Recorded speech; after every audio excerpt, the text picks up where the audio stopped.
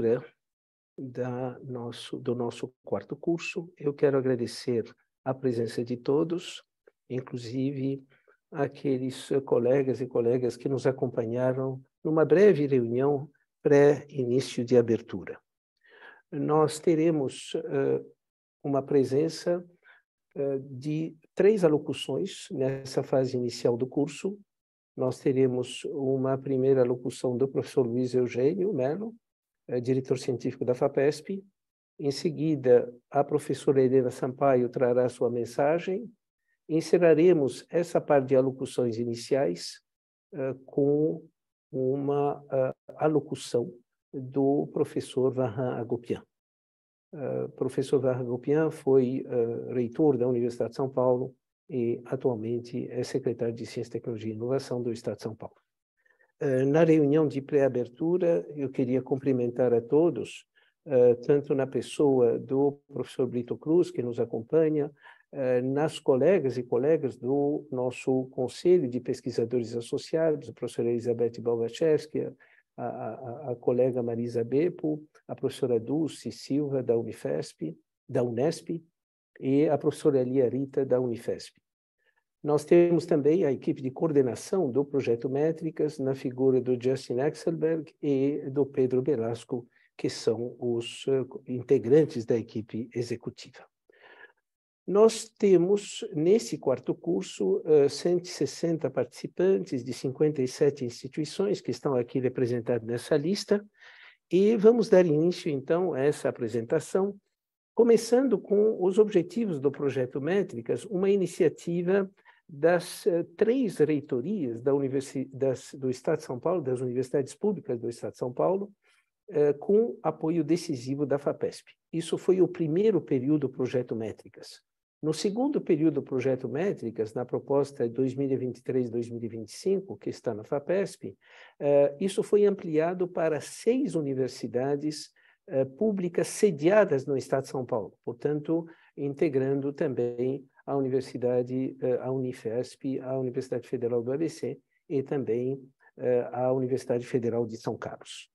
Com isso, lembrando os objetivos desse projeto, é aprimorar a governança das instituições, é melhor monitorar e internalizar indicadores, tanto de desempenho como de comparações internacionais, uma preocupação com a identificação de componentes de uma política pública sobre indicador de desempenho. Eu acredito que a professora Helena Sampaio trará essa questão durante a alocução dela. E, finalmente, delinear as atribuições e atributos dos responsáveis pelos escritórios de gestão de dados dentro das nossas universidades. Os objetivos do curso é tornar o conhecimento mais acessível. Nós estamos na 4ª edição, portanto, houve muitos aprimoramentos e agradecemos muito aos tutores e tutoras que nos acompanham, fomos aprimorando esse curso ao longo das suas 3 versões anteriores para esse 4º curso, a análise dos processos de monitoramento e, finalmente, o mais importante é desenvolver competências dentro das instituições de ensino superior para essa identificação, análise, interpretação e crítica desses resultados de comparações internacionais. Portanto, esse objetivo de criar competências dentro das instituições justifica essa massa crítica que nós temos procurado cultivar dentro das instituições. O que faremos nos próximos 10 minutos é lembrar esse contexto dos anos 20, essas primeiras décadas do século XXI, que tem uma certa semelhança até com as primeiras décadas do século XX. Veremos isso dentro de poucos minutos. Vamos lembrar conceitos e concepções de universidade, vamos sublinhar essa governança universitária que se move dos resultados aos impactos, quais são os fatores de desempenho acadêmico e, finalmente, algumas prioridades para o período 23-25. Nós estamos vivendo um período de policrises, crises simultâneas que estão acontecendo. E a razão por que sublinhamos essas policrises nessa fase inicial do curso é por causa dos seus desafios como dirigentes, como gestores de instituições de ensino superior. nós precisamos desenvolver essa sensibilidade com relação ao entorno externo que está em rápida e profunda modificação. Nós estamos falando de uma crise sanitária que fez recuar o IDH, uma crise econômica que aumentou o desemprego, uma crise social que aumentou as desigualdades, uma crise política que aumentou a polarização e uma crise geopolítica que provoca descontinuidade e imprevisibilidade. Isso sem falar da crise da paz, com a guerra entre a Rússia e a Ucrânia, e a instabilidade financeira que nós todos estamos acompanhando nesses últimos dias. Quais são as respostas que as universidades têm procurado dar a essas crises? Em primeiro lugar, os ODS 2030, uma transição digital que precisa ser acelerada, inclusive com formação de quadros, a sustentabilidade ambiental como um dos elementos da própria identidade universitária, a cooperação internacional e, finalmente, uma governança voltada para a sociedade. Convém lembrar alguns conceitos. O conceito de universidade, de Karl Jasper, que é uma instituição, uma escola especial, em que o estudante participa ativamente da pesquisa, adquire a disciplina intelectual e a educação que permanecerão com ele pelo resto da vida. É aquela escola ideal em que os estudantes pensam de maneira independente, ouvem criticamente e são responsáveis por si mesmos. Trazemos também aqui, nessa abertura de curso, o Código de Ética da Universidade de São Paulo, que nos lembra alguns valores que estão gravados no Código de Ética da universidade. O direito à pesquisa, o pluralismo, a tolerância, a autonomia em relação aos poderes políticos, o dever de promover os princípios de liberdade, justiça, dignidade humana e solidariedade. Agora, antes de prosseguir, convém sublinhar as características únicas que são instituições de ensino superior e universidades em especial. Elas vão fazer conviver no mesmo espaço concepções distintas. E o desafio dos dirigentes, dos gestores dessa universidade, é assegurar o respeito mútuo a essas várias concepções. A concepção liberal, que é a formação de pessoas cultas, atentas aos valores da cidadania, as humanidades não aplicadas. A concepção utilitária, a formação de profissionais com habilidades e competências técnicas para resolver problemas, essencialmente as escolas de engenharia. A concepção da pesquisa, que é a formação de cientistas com possibilidades infinitas de buscar a exatidão para a construção do conhecimento, os institutos de pesquisa básica, os institutos de biociências, de biologia, os institutos de física, de química, e a concepção social, que é a formação de agentes para desenvolver as demandas sociais de saúde, educação e nutrição. Essas concepções, elas vão se materializar, cada uma nas suas esferas, mas especialmente nos espaços como os conselhos deliberativos. Isso nos leva a ver agora a universidade como um sistema dinâmico. Isto é, um sistema que se preocupou inicialmente com as métricas de eficiência. E nós vamos voltar ao Tribunal de Contas da União, que nos formulou uma pergunta sobre esse tema, onde havia uma maior preocupação com os insumos e a operação dos processos. Mas migramos para uma nova etapa, que é a eficácia, isto é, os resultados indo para a mensuração de impactos. E quando trazemos os valores, nós vamos assegurar a sustentabilidade das nossas instituições. Governança universitária, portanto, passa a ser algo que demanda dos dirigentes o fortalecimento dos seus vínculos entre a instituição e as expectativas da sociedade, que sempre devemos lembrar que sejam institutos confessionais, privados ou públicos, eles são sempre mantidos, mais ou menos, pela sociedade. É claro que, no caso das instituições públicas, são os contribuintes. A governança universitária, portanto, além de uma gestão eficiente de insumos e processos, pressupõe uma visão de futuro, imbuída de valores, estruturada em métricas de resultados e de impactos centrados na sociedade. Devemos aqui rapidamente definir o que é a diferença entre métricas de resultados e métricas de impacto. Os resultados vão corresponder ao número de egressos, ao conhecimento que é construído e divulgado, às atividades de extensão, às iniciativas culturais. E aí vamos encontrar algumas métricas normalmente utilizadas para a mensuração desses impactos, e o rigor científico é o elemento que vai definir o desempenho nessa área de resultados, sempre com a revisão dos pares. Agora, quando falamos em impacto, o impacto é muito mais algo que é observado e monitorado e acompanhado pela sociedade. O impacto é a capacidade de uma comunidade acadêmica de criar conhecimentos que contribuem para elevar o bem-estar humano e a sustentabilidade.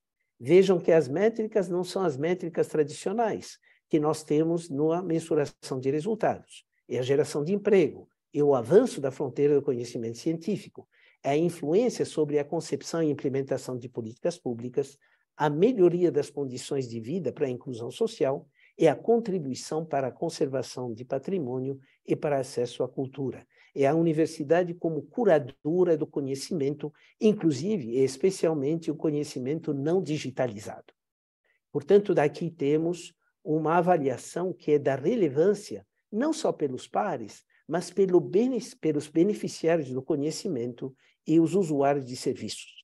As universidades que criam conselhos consultivos, que criam conselhos da sociedade, que criam uma interação com a sociedade, favorecem essa interação para a avaliação dos seus impactos. Nós já estamos iniciando a conclusão, lembrando um encontro que a equipe do Projeto Métricas teve com o Tribunal de Contas da União. E a presença de muitas universidades federais aqui nesse nosso encontro nos levam a trazer a pergunta formulada: por que as universidades estaduais paulistas são mais presentes nas comparações internacionais? E aí nós respondemos com 7 fatores. Esses 7 fatores que explicam o desempenho das universidades estaduais paulistas. 1. Autonomia de gestão e previsibilidade financeira que permite planos plurianuais com sustentabilidade econômico-financeira. 2. Áreas específicas de excelência internacional com colaboração entre universidades e seu entorno. O caso das ciências agrícolas, da odontologia, cada uma das 3 universidades estaduais, Unesp, Unicamp, USP, tem áreas que são reconhecidas internacionalmente. Vínculos fortes e duradouros com universidades internacionais, organizações da sociedade e empresas. 4. A FAPESP, como fonte de financiamento competitiva, com receita determinada por lei e avaliação com normas internacionais. 5. Ambiência do entorno que valoriza o ensino superior e a pesquisa, ampliando as conexões acadêmicas, profissionais e institucionais. 6. O propósito de avançar nas fronteiras do conhecimento na qualidade do ensino, com docentes e discentes de todo o Brasil. 7. E, por último, gestão de dados e pesquisa institucional para melhorar o desempenho acadêmico, excedendo a avaliação externa rotineira.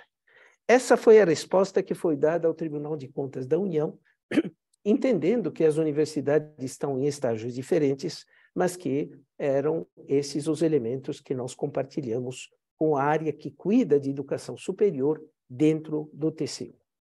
Eu concluo com a seguinte pergunta: como revelar um impacto social? E aí, dentro do Projeto Métricas, que conta com muitos colaboradores, muitos deles presentes nesse nosso encontro, nós vamos sublinhar 3. Relatórios concisos focados em indicadores de desempenho acadêmico e impacto social. 10, 15 páginas no máximo. Os relatórios de 100 ou 100 e mais páginas, aqueles anuários estatísticos, pouco servem para comunicar a relevância e o impacto social de uma instituição. O impacto social que se expressa através de narrativas fundamentadas em métricas. E, finalmente, métricas formuladas com os pares e com os agentes sociais para aprimorar o desenvolvimento institucional. Com isso, eu termino lembrando as prioridades do projeto Métricas para 2023-2025, métricas centradas na sociedade, ciência aberta e divulgação científica, métodos e práticas de avaliação responsável, acompanhamento dos egressos, governança e a nova internacionalização. Nós, durante esses 15 minutos, primeiro olhamos para esse entorno das 3 primeiras décadas, 2,5 primeiras décadas do século XXI, e esse contexto de policrises que provoca descontinuidades e rupturas. Os conceitos e concepções, os resultados indo para o tema dos impactos, os fatores de desempenho acadêmico e as prioridades 2023-2025.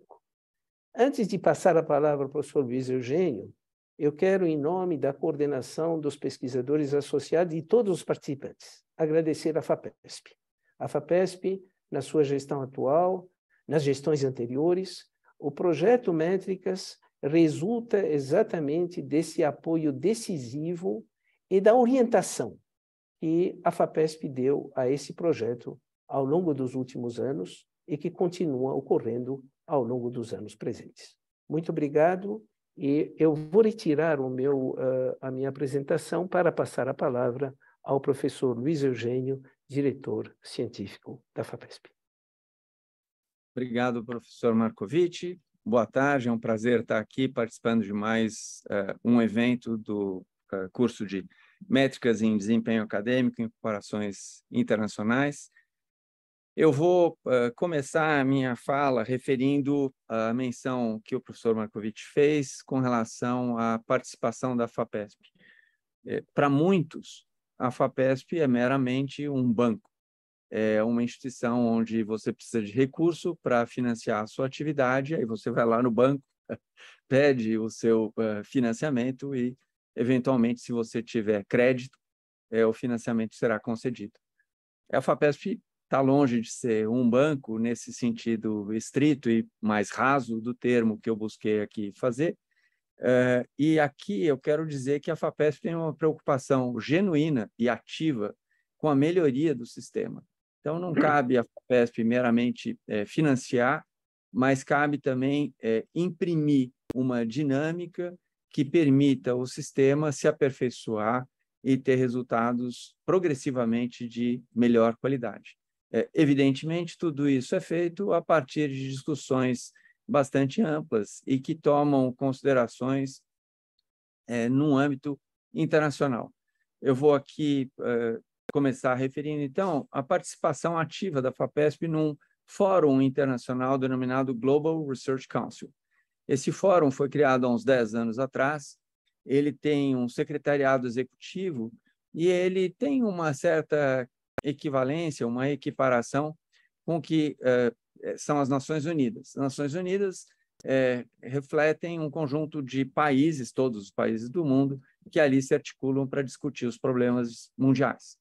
O Global Research Council faz a mesma coisa com as agências de fomento à pesquisa do mundo inteiro e, em alguns casos, agências subnacionais, que é o caso da FAPESP. Subnacional querendo dizer que não é nacional. Então, nesse caso, uma agência estadual. A FAPESP, notadamente, é a agência subnacional de maior representatividade no âmbito do Global Research Council e, provavelmente, no âmbito mundial. O Global Research Council teve 3 secretarias executivas, que era a referência que eu estava começando a dar. A primeira secretaria executiva foi liderada pela DFG, a entidade de fomento à pesquisa da Alemanha, 5 anos. A segunda secretaria executiva, outros 5 anos, foi liderada pelo UKRI, que é a entidade de fomento à pesquisa do Reino Unido. A terceira secretaria executiva, vejam vocês, é liderada pela FAPESP. Então, aqui a FAPESP tipifica e qualifica a sua ação com o reconhecimento internacional dos seus pares, e eu estou dando essa referência para indicar o ponto seguinte. Evidentemente, nesse fórum, nesse colegiado, que é o Global Research Council, discute-se os mais variados assuntos. As ações de equidade, diversidade e inclusão que diferentes agências tomam no mundo e diferentes países com diferentes culturas, eventualmente diferentes aspectos religiosos, têm diferentes níveis de desempenho nesse quesito. no aspecto do chamado Responsible Research Assessment, ou avaliação responsável da atividade de pesquisa, e que eu diria é um tópico central no que nós estamos aqui conversando hoje. O ser humano mede as coisas faz muito tempo, inclusive a Revolução Francesa foi um marco importante na atribuição de medidas. Nós tínhamos um sistema que era chamado de sistema imperial. A partir dali começou um sistema métrico. Esse sistema, evidentemente, tem, como qualquer coisa na vida, méritos e deméritos, mas o ponto central é que o ser humano, além dele fazer medidas, ele com frequência gosta de fazer as medidas que mais lhe convêm. As medidas onde ele parece mais bonito, a sua entidade, os seus resultados parecem mais relevantes. Essas medidas acabam tendo pouco valor, porque elas são casuísticas, e as medidas não deveriam embutir um casuísmo. Eu vou citar aqui, o professor Marcovitch estava indicando como as diferentes instituições poderiam estar provendo esse processo de avaliação. Eu venho de uma instituição federal, Universidade Federal de São Paulo. Eu lembro de uma época que a distribuição de recursos tomava como base o tamanho do seu campus. Então, universidades que tinham uma área geográfica gigante ganhavam mais recursos. Tomavam como referência o número de estudantes. Tá bom, o número de estudantes é um índice relevante. Mas, por exemplo, naquela época nem existia o chamado Índice Geral de Cursos, IGC, que é um índice muito interessante, porque ele mede a diferença, o ganho de aproveitamento entre entrada e saída. Porque aí sim dá para ver qual foi a contribuição que a instituição de ensino superior fez para a formação desse estudante. Não é só, se eu receber bons estudantes, é natural que eu forme bons estudantes. Mas se eu receber estudantes medianos e formar bons estudantes, aí eu agreguei valor. A ideia de agregação de valor, nesse sentido, fica muito apropriada. Então, métrica, evidentemente, pode ter muito malandragem, por assim dizer, e é muito importante que a gente estabeleça que medidas a gente vai usar a priori e a gente estabeleça que medidas a gente vai usar com base na convicção real e não naquelas medidas que mais nos favorecem. Todos os embates que nós temos, eles são embates internacionais. Nada do que a gente está falando aqui ou se debruçando não é abordado em instituições no mundo inteiro.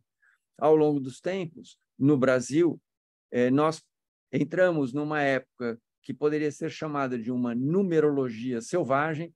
Eu lembro, nessa época, quando eu fazia parte do comitê assessor do CNPq, no chamado Comitê BF, que junta biofísica, bioquímica, farmacologia e fisiologia. E ali era para avaliar, naquela época, isso tem muito tempo, mais de 20 anos, talvez perto de 30 anos atrás, a diferença era se o recurso, que era muito escasso já naquela época, do CNPq, se o recurso seria alocado para um pesquisador que tinha produzido 60 artigos no quinquênio, ou se ele seria alocado para um pesquisador que tinha produzido 50 artigos no quinquênio. Há diferença entre 60 e 50, e essa diferença é relevante, e se os 50 forem todos em colaboração, ou ao contrário, forem todos em revistas excepcionais, e aí vai, assim, o número de... e as autocitações... Então, para cada indicador que se escolha, vai haver uma preocupação importante de se filtrar e avaliar o que significam esses indicadores. Mas todas as agências de pesquisa sérias no mundo vêm progressivamente se debruçando e fazendo uma transição desse parâmetro quantitativo e dessa numerologia selvagem para um aspecto qualitativo.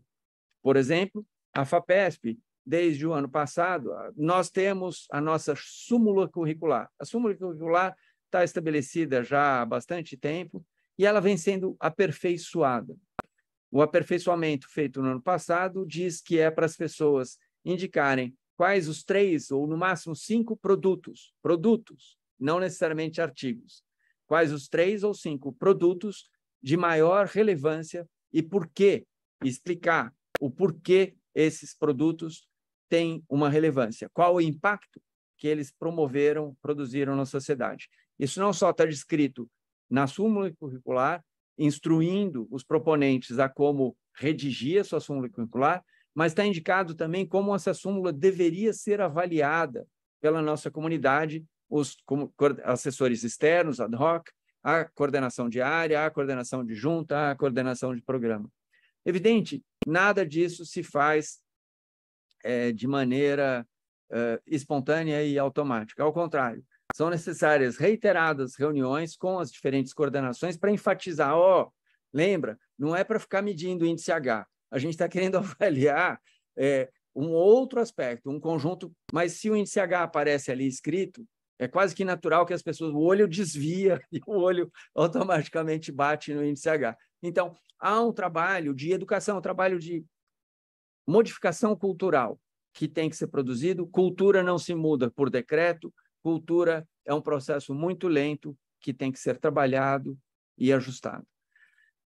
Na hora que um pesquisador também, ou pesquisadora, envia uma proposta de um projeto de pesquisa a ser executado e financiado pela FAPESP, de novo, um aspecto importante é que, mais frequentemente, tende-se a olhar o passado, o que essa pessoa já fez, e menos frequentemente tende-se a olhar o projeto, aquilo que a pessoa está propondo a fazer.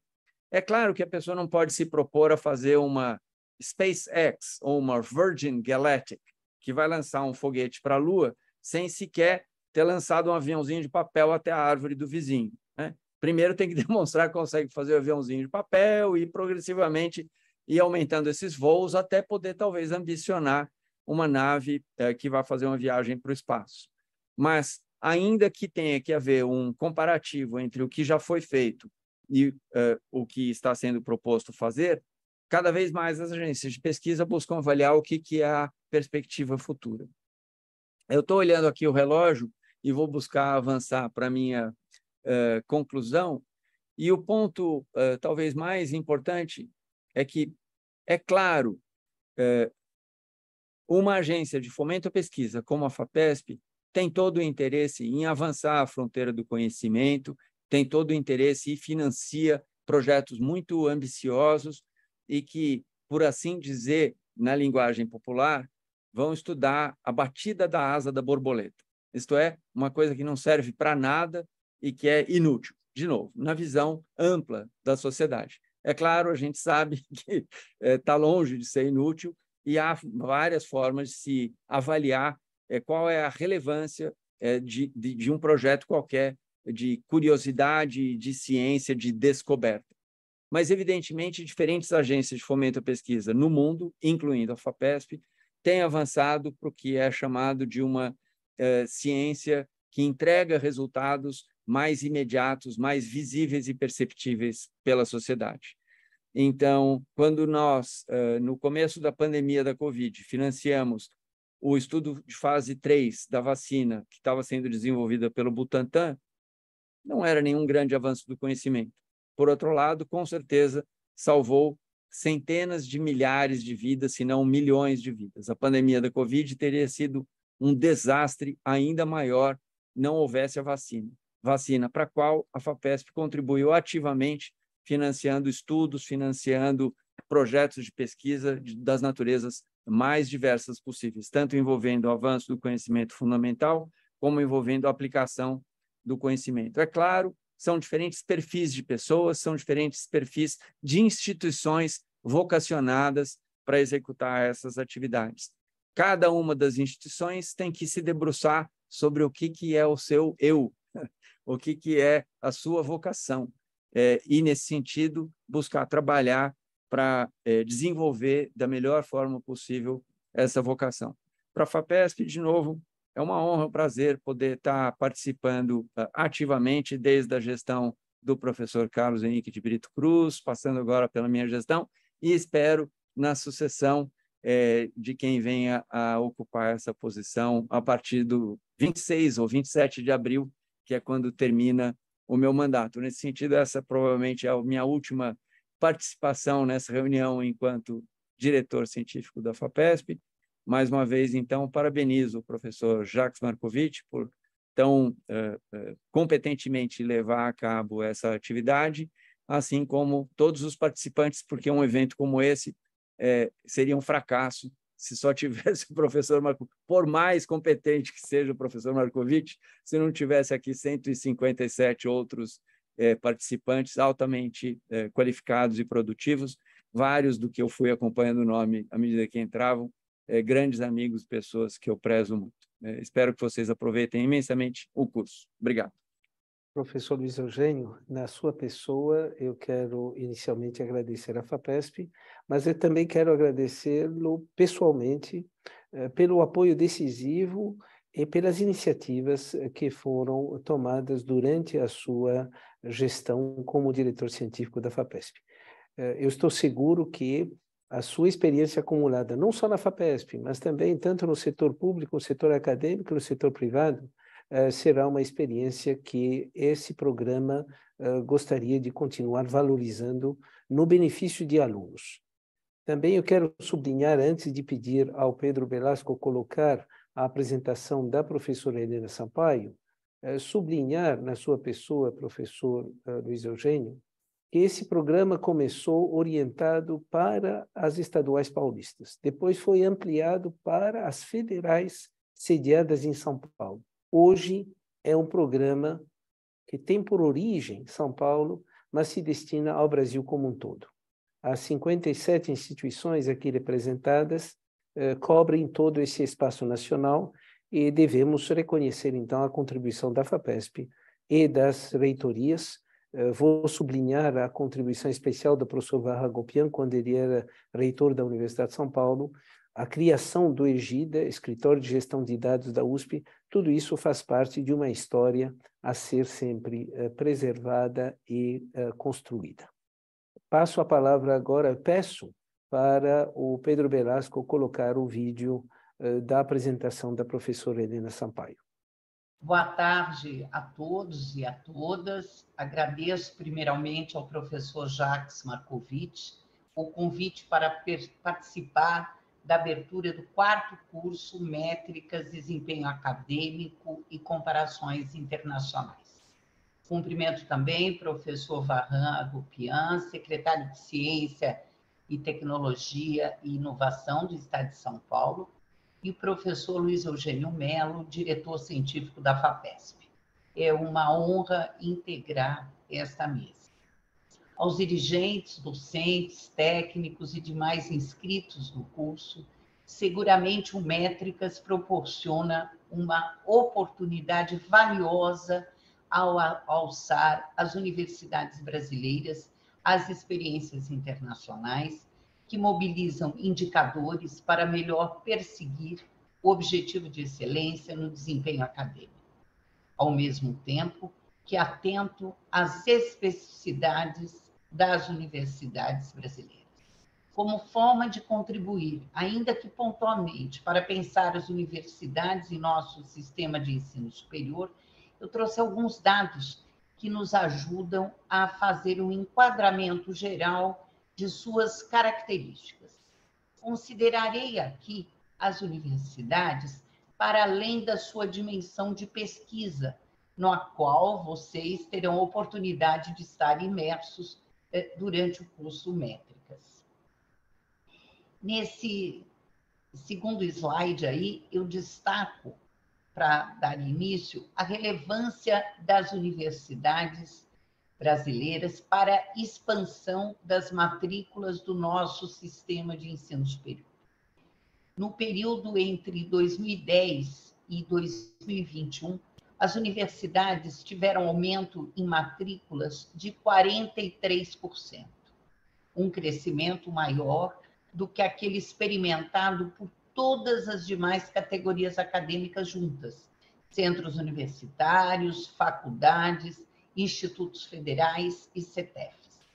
Com quase 1.500.000 novos estudantes, as universidades responderam por 57% do crescimento de todo o sistema de ensino superior brasileiro neste período.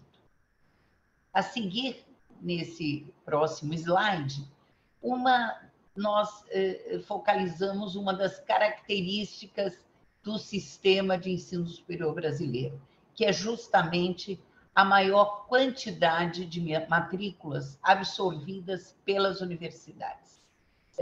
Representando apenas 7,9% das instituições brasileiras, as universidades respondem por mais da metade dos estudantes, precisamente por 55%. De modo inverso, as faculdades, apesar de serem maior número, detêm apenas 13% das matrículas. Nesse próximo slide, né, nós temos a distribuição geográfica. Essa distribuição aponta também para importantes distinções das matrículas em universidades. 55% das matrículas de universidades privadas, elas estão concentradas na região sudeste. Esta também é a região com maior número de matrículas públicas, somando 35%. O Nordeste é a única região em que as matrículas públicas superam as matrículas privadas nas universidades. Por fim, observamos a composição interna das universidades por categoria administrativa, de um modo mais detalhado. Esses gráficos indicam como o aumento do número de estudantes foi acompanhado por uma substancial mudança na distribuição das matrículas por categoria administrativa. As universidades públicas e privadas, sem fins lucrativos, que detinham cada uma 41% de matrículas em 2010, diminuíram seu peso relativo frente ao avanço das universidades com fins lucrativos. As universidades com fins lucrativos, por sua vez, passaram a deter, neste período, a maior parcela de matrículas dentre as universidades. Hoje, representam 48% do total dessas matrículas.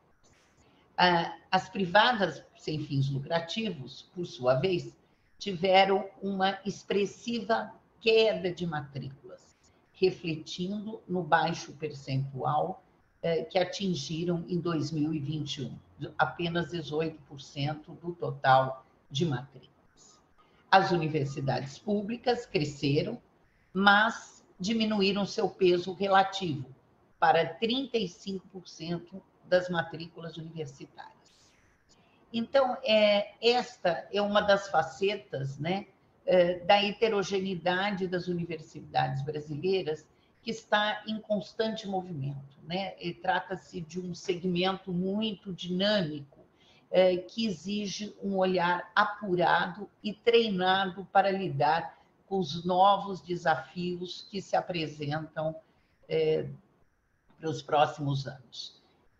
Tenho certeza que o curso Métricas oferece a formação necessária para o aprimoramento da governança universitária, no sentido de garantir o zelo pela excelência das atividades de ensino, pesquisa científica e extensão universitária.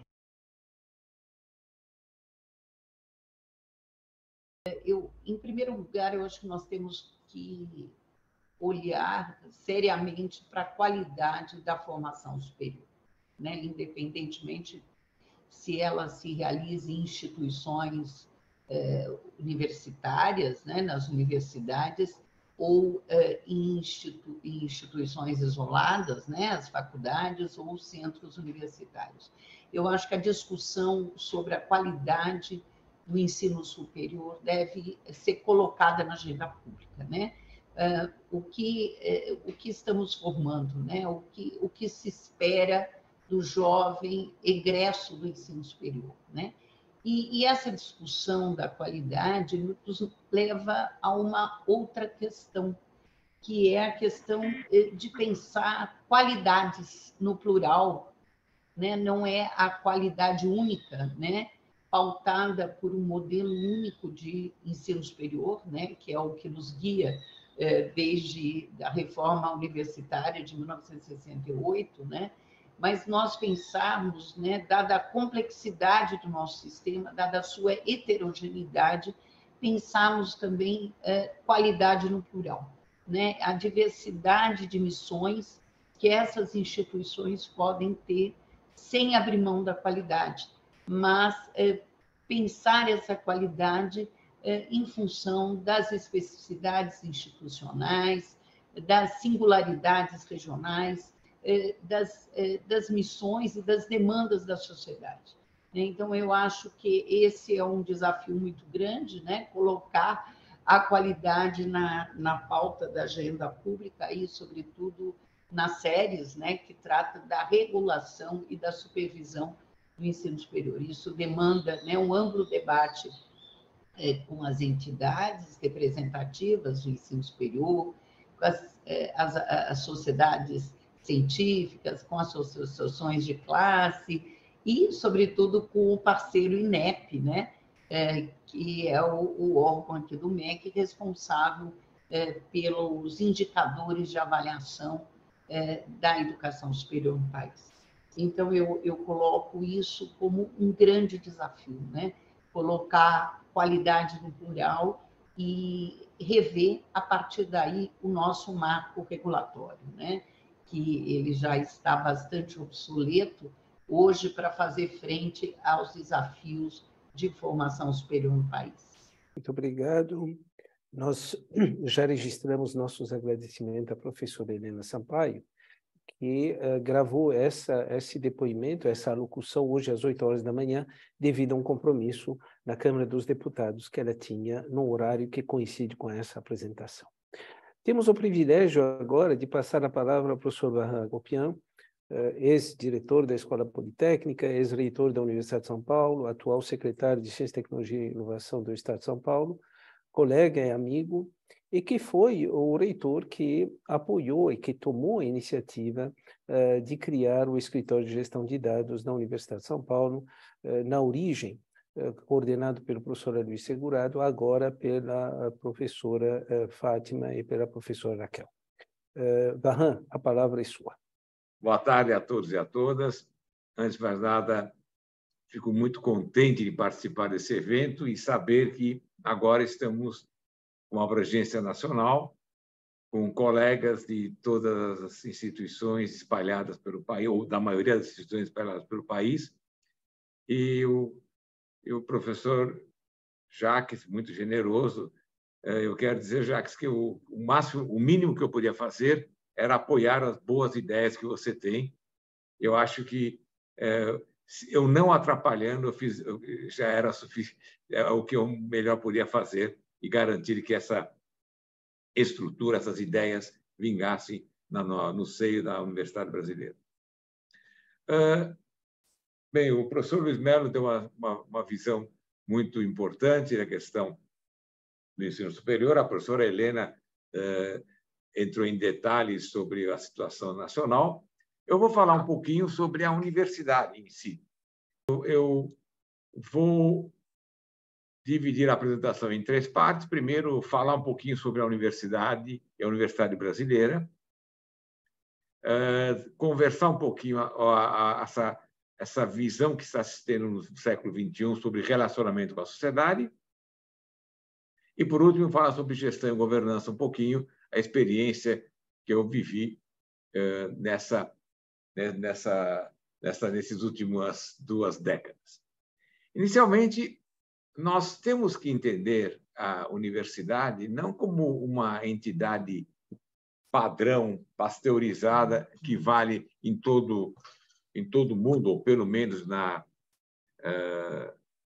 aqui no Ocidente. As universidades têm suas peculiaridades, têm a sua alma, têm a sua origem, têm toda a sua experiência acumulada, tem a sua cultura. E esse respeito tem que ser mantido. Nós vemos de tempos em tempos, agora a universidade tem que ser assim, a universidade tem que ser dessa forma, modelo tal fez um sucesso enorme, outro modelo foi de grande valia. Não é assim que funciona. Eu não posso tentar aplicar, forçar para uma universidade em qualquer parte do mundo um modelo mesmo vitorioso que aconteceu em outros aspectos. Então, isso é muito importante. Nós temos que ter isso bem claro. não existe, não dá para generalizar. Esse respeito à tradição não é conservadorismo, é o respeito à cultura que foi criada pelaquela instituição. As instituições brasileiras, que, aliás, a educação no Brasil é muito tardia, as instituições, o ensino superior, não tem nem 2 séculos de vida, é 1827, daqui a pouco vai completar 2 séculos. As universidades, não tem nem 1 século. As instituições brasileiras começaram tarde, porém acabaram seguindo um modelo bastante interessante, que é o modelo mais da Europa continental. É um modelo em que, além da liberdade de cátedra, quer dizer, a liberdade que o professor tem, a liberdade acadêmica de fazer o que quer, os professores também participam das decisões tomadas na universidade. As decisões na universidade costumam ser compartilhadas. O reitor ou a reitora não é a pessoa que decide por si só e toca as coisas. Não, essas coisas são sempre discutidas.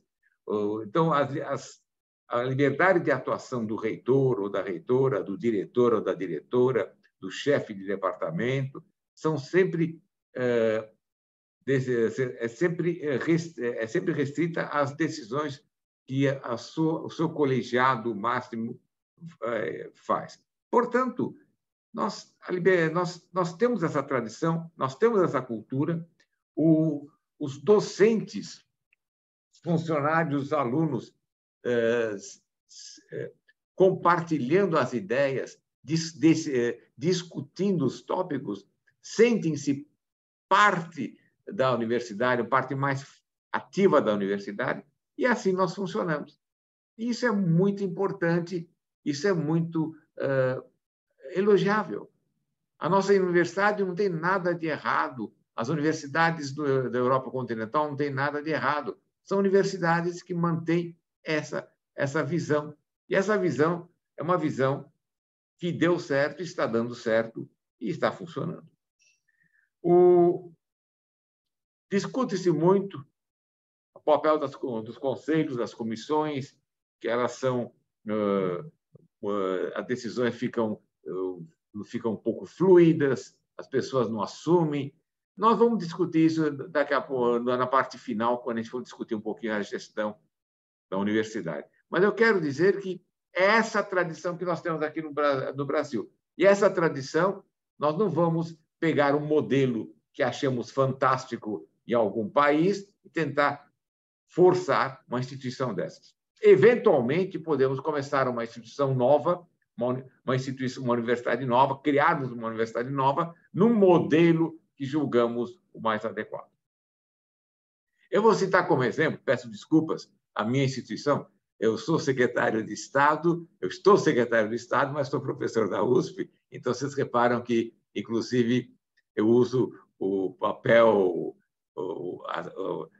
uso, vamos dizer, o cabeçalho da universidade. Eu vou citar um exemplo da Universidade de São Paulo para mostrar que as coisas são muito mais complexas. Por exemplo, a Universidade de São Paulo foi criada em 1934, juntando instituições estaduais que existiam, a Escola Politécnica, a Faculdade de Medicina, a Faculdade de Medicina Veterinária, a Faculdade de Odontologia, e naquela época era Odontologia e Farmácia, a Escola Superior de Agricultura, Luiz de Queiroz, e também, não sei se eu esqueci alguma, mas e também uma instituição federal, que era a Faculdade de Direito, uma instituição que começou no Império. Ela foi também incorporada. E essas 6 instituições criaram a Universidade de São Paulo. Mas reparem, quando ela foi criada, cada uma dessas 6 instituições tem uma história, tem um passado, tem uma vida toda já funcionando. A Faculdade de Direito tinha mais de 1 século de existência, e as outras instituições também tinham tido suas histórias, e de origens diferentes. Por exemplo, a Faculdade de Engenharia, a Escola Politécnica, seguia uma linha europeia. a Escola Superior de Agricultura seguia um modelo norte-americano. Então, são culturas diferentes. Os criadores da USP, para conseguir amalgamar todas essas unidades distintas que existiam na universidade, criaram uma 7ª unidade, a então Faculdade de Filosofia, Ciências e Letras, uma unidade do caráter predominantemente científica, para que ela servisse de realmente uma amálgama, pudesse juntar as 6 unidades existentes de uma maneira mais homogênea através da pesquisa. E, sem dúvida, todas as unidades foram beneficiadas pela criação da Faculdade de Filosofia, Ciências e Letras, principalmente porque essa faculdade já começou internacional, trouxeram quase 40 pesquisadores talentosos da Europa, principalmente da Europa, para começar a reforçar as atividades de pesquisa no estado de São Paulo. Então, imaginem a Universidade de São Paulo se ela não respeitar as suas unidades, as peculiaridades das suas unidades. Seria impossível o reitor da Universidade de São Paulo tentar homogeneizar as ações, esquecendo que a Faculdade de Direito tem uma visão de uma maneira distinta da Escola Politécnica e mesmo das unidades novas. A Faculdade de Economia, Administração e Contabilidade da nossa universidade tem uma peculiaridade única que nós temos que respeitar. É uma instituição pós a criação da universidade. E isso faz com que essa universidade, que foi uma junção de faculdades, ter uma peculiaridade. Diferente, por exemplo, de um college de londrino, em que o college foi criado e todas as unidades foram derivadas de uma orientação inicial implantada para a sua criação. Essas coisas devem ser respeitadas. A Universidade de São Paulo segue essa premissa de uma forma tão forte que mesmo as instituições criadas depois mantêm-se independentes com as suas peculiaridades. Eu vou citar a minha área, engenharia. Nós temos 5 unidades que dão aulas de engenharia, 3 delas são exclusivas, que é a própria Escola Politécnica, a Escola de Engenharia de São Carlos e a Escola de Engenharia de Lorena, que foi incorporada à USP em 2006. Pois bem, essas 3 escolas têm abordagens distintas, peculiares. A Escola de Engenharia de São Carlos não é uma cópia da Escola Politécnica, ela tem o seu perfil. As 3 são excelentes escolas de engenharia e as 3 não são idênticas, têm suas peculiaridades, suas complementaridades. Pois bem, então, eu queria dizer que a universidade não dá para ter um modelo único, exclusivo de atuação. Nós temos que respeitar como ela foi criada, como ela funciona e respeitar as suas peculiaridades. A universidade em si estava se afastando da sociedade. A universidade começou realmente muito afastada da sociedade, era uma instituição muito independente. O reitor da Idade Medieval ele decidia tudo, prendia, soltava, condenava à morte. Ele tinha esse poder meio feudal. Mas a universidade foi depois, com o Renascimento, ela foi se reestruturando e ela era um centro reconhecido pela sociedade como um centro de desenvolvimento de ideias, de novos conhecimentos. Mas começou-se a perceber que ela estava se afastando da sociedade. O seu relacionamento com o meio externo não estava sendo suficiente. As universidades brasileiras têm uma peculiaridade que eu acho muito salutar, que elas, desde o começo, quer dizer, há 90 anos atrás, sempre se preocuparam, além do ensino e da pesquisa, ter atividades de extensão universitária. Quer dizer, o conhecimento ser franqueado à população através de cursos, através de pesquisas conveniadas, através de consultorias, através de atividades culturais e assim por diante. Mas, depois, especialmente da Segunda Guerra Mundial, e mais proximamente nos últimos 30 anos, a sociedade começou a colocar, não digo em dúvida, mas começou a exigir um melhor posicionamento da universidade dentro dessa sociedade. Qualquer universidade, principalmente as universidades de pesquisa, são relativamente custosas. E somos, o professor Jacques já falou, inclusive, somos, de uma maneira ou de outra, suportadas pelos contribuintes. Mesmo as universidades ditas privadas, as do exterior, que o pessoal cita como exemplo, tem universidades ditas privadas do exterior em que 85% do orçamento vem do governo federal. O MIT, por exemplo, é uma universidade privada, mas o contribuinte norte-americano participa muito.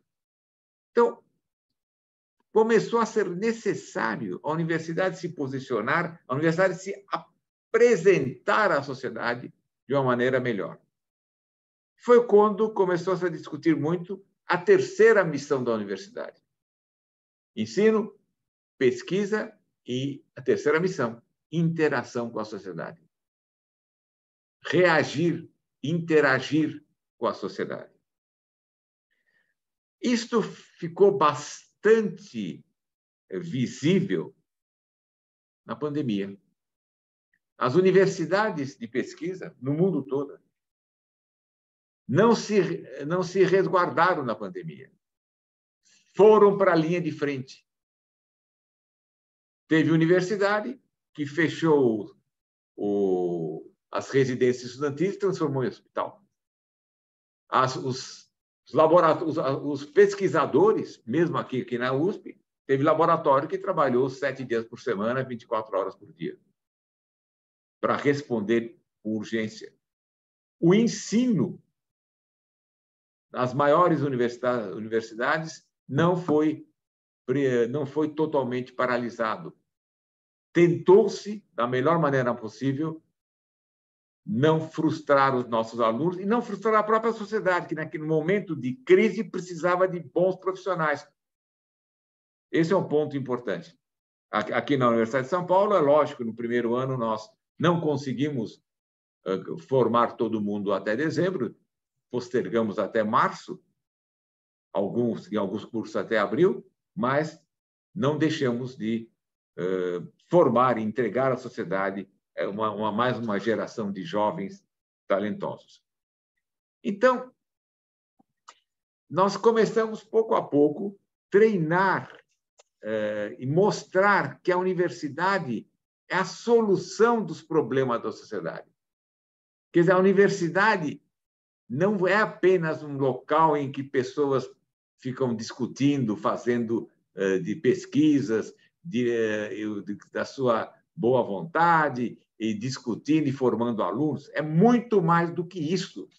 A universidade apoia a sociedade, é onde a sociedade pode se fiar de que vai conseguir solucionar os seus problemas. E a pandemia mostrou que nós fazemos isso.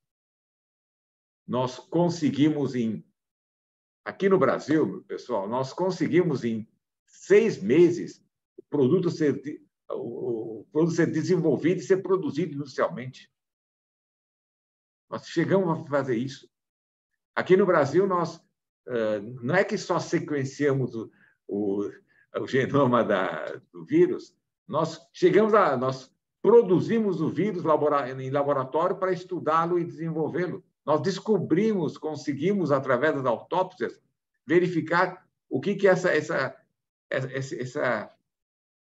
esse vírus estava prejudicando os organismos. Quer dizer, solucionar, definir.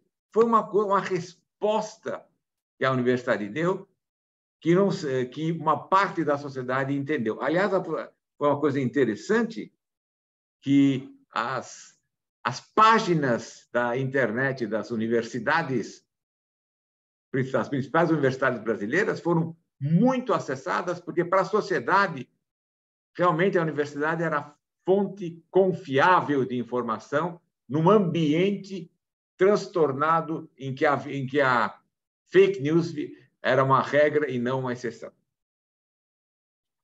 Eu vou um pouco além disto.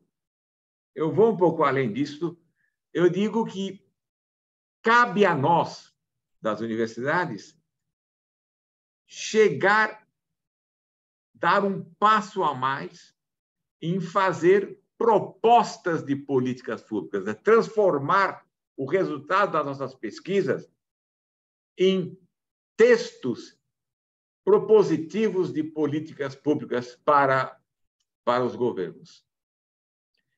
Transformar o nosso relatório de 1000 páginas num decreto de 5 páginas e apresentar para o governo, apresentar para o legislativo. Eu acho que nós temos que chegar nesse ponto. Mas, de qualquer maneira, hoje, as universidades têm que interagir com a sociedade. Hoje, as universidades têm que mostrar a sua importância para a sociedade. Bem, vamos falar um pouquinho, para concluir, sobre a governança. As universidades, nós somos uma universidade em que as decisões são colegiadas, nós somos uma universidade em que o professor tem a sua liberdade de cátedra, mas também o professor participa das decisões da universidade, das grandes decisões da universidade. Os alunos e os funcionários não docentes têm também uma participação ativa. Esse é o nosso critério. Então, se tem críticas, nós podemos, seguindo esse modelo, aperfeiçoar o modelo e não jogar fora o modelo e tentar impor algum modelo esquisito ou não convencional para nós.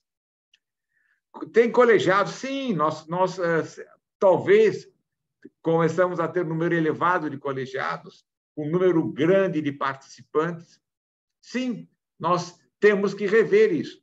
Uma universidade tem que ter uma governança com possibilidade de poder discutir e fazer essa governança. Na hora que você coloca 120 pessoas numa sala, você não tem um colegiado, você tem uma assembleia. Então, você não consegue discutir, não consegue avançar. Organização administrativa, nós acabamos, às vezes, pulverizando demais com departamentos muito pequenos, unidades muito pequenas. As universidades europeias fizeram uma revisão. Nos últimos 30 anos, sofreram uma revisão muito grande. Eu digo europeias, inclui, inclusive, a Escandinávia, além da Europa continental, das ilhas do Reino Unido, inclui também a Escandinávia. É possível melhorar a governança? Sim, é possível melhorar a governança, mantendo a nossa tradição, mantendo a nossa abordagem, mantendo a nossa história. E a própria endogenia, isso é um ponto que me preocupa mais. Eu acho que essas críticas que a gente recebe são reais. Se nós queremos interagir com a sociedade tem que ter voz dentro da universidade e nós não conseguimos deixar isso de uma maneira mais clara. Aqui na USP, os novos colegiados, por exemplo, da Agência USP de Inovação, da agência do próprio Inova USP e tal, nos colegiados nós já temos um número de membros externos bem maior do que nos demais colegiados, em alguns deles até fica sendo meio a meio. Então, nós temos, não estou dizendo que nós não temos problema nas universidades, nós temos problemas dos colegiados, temos que repensar, temos problema de organização administrativa, assim, extremamente pulverizada, e temos problema mais grave, que eu acho que é a endogenia. Mas a governança pode ser mantida Não precisamos quebrar a nossa espinha dorsal da Universidade Brasileira por causa disso. Se a governança pode ser aprimorada, a gestão, logicamente, bem mais do que isso. A gestão, nesse ponto, o Jacques, eu sigo as palavras do Jacques, é a busca permanente da excelência. Não tem jeito. Os gestores das universidades têm que ser pessoas ansiosas para conseguir a qualidade. E isto é imprescindível. Quer dizer, qualidade você não alcança, qualidade você sempre vai buscando. Nunca chegaremos a ter a qualidade. Na hora que a gente acha que temos a qualidade suficiente, é porque nós já estamos sendo ultrapassados. Essa busca permanente da excelência, eu acho que é a nossa obrigação como universidade. Temos um custo elevado para os contribuintes, entregamos um produto muito bom, e esse produto tem que ser o melhor possível dentro das condições que nós temos. Felizmente, nós temos várias universidades do Brasil que realmente, com os recursos disponíveis, com esse sistema todo disponível, conseguem montar uma instituição de extrema qualidade. Bem, porque quando eu falo em qualidade, logicamente estou falando de qualidade de ensino e pesquisa, e isso vai através da valorização dos recursos humanos,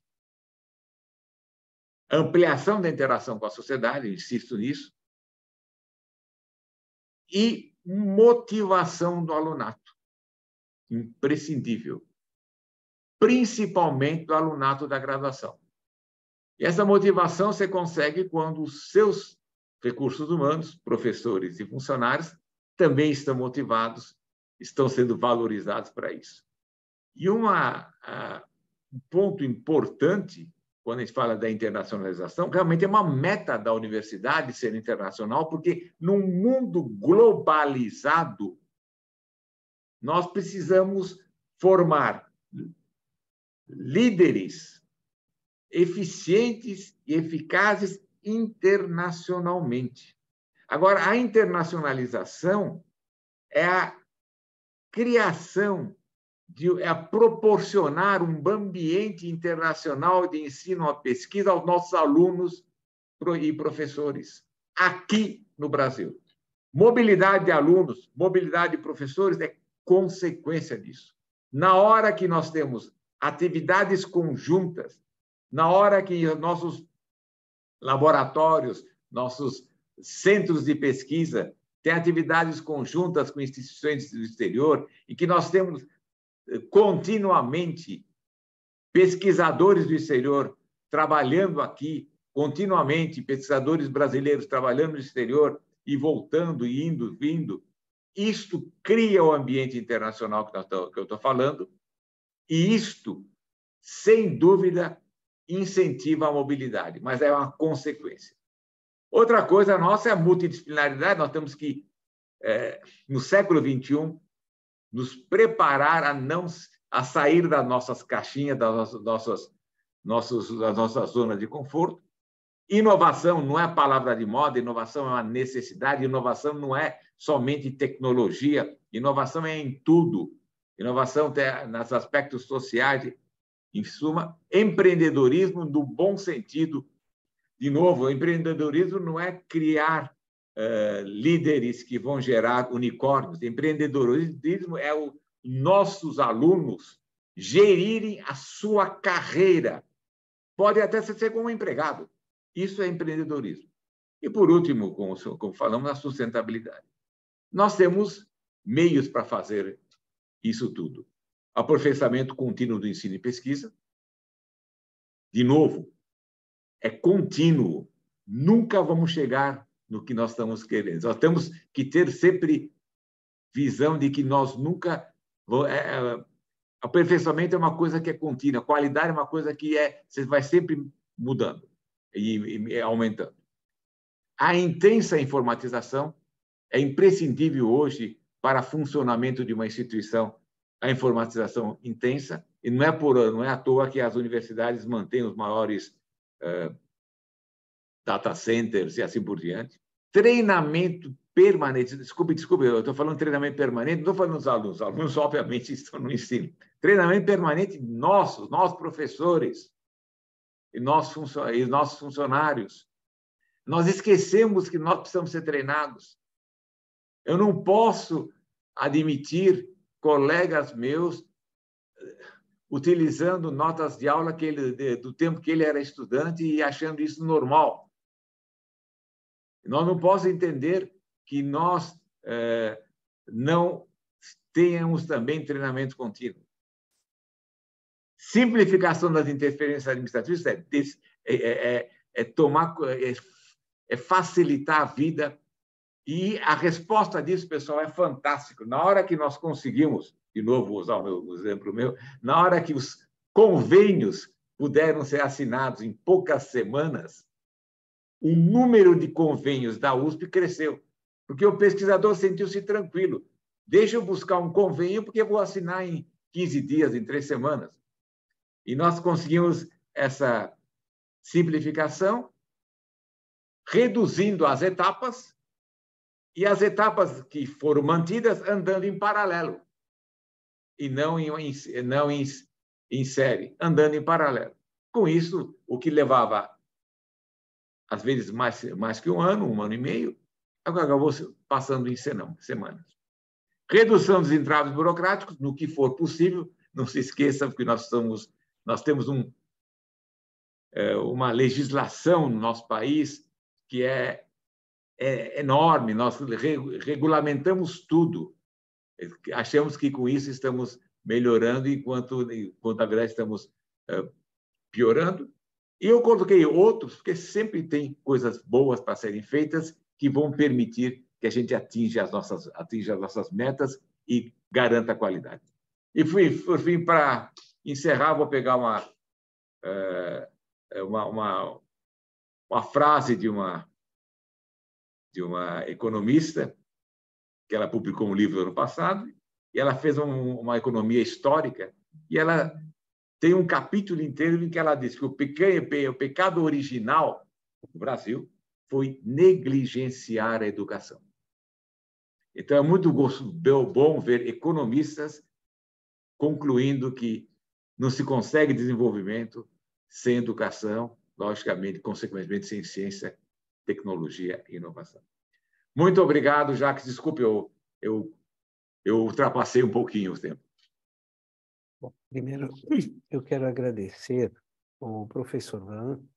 Se trata de um depoimento vivo de um dirigente que foi dirigente de departamento de engenharia civil, de faculdade, de escola de engenharia, diretoria da Universidade de São Paulo e atualmente secretário de Estado.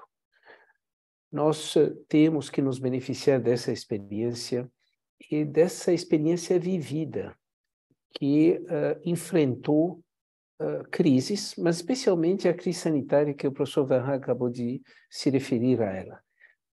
Um momento onde as universidades, seus hospitais universitários, vivenciaram uma das maiores crises sanitárias que a história conheceu. Em termos demográficos, sem dúvida nenhuma. Com isso, eu quero agradecer ao professor Van por esse depoimento gravado, que devidamente será editado e apresentado disponibilizado através do projeto Métricas no seu YouTube. Também quero registrar que dos muitos temas que o professor Van levantou, muitos deles serão retomados no fórum do projeto Métricas. Alguns dos expositores voltarão a ser convidados, mas muitos outros que são pesquisadores associados ou estiveram conosco na tarde de hoje, também serão convidados para uma jornada de reflexão sobre essa construção da universidade e das instituições de ensino superior.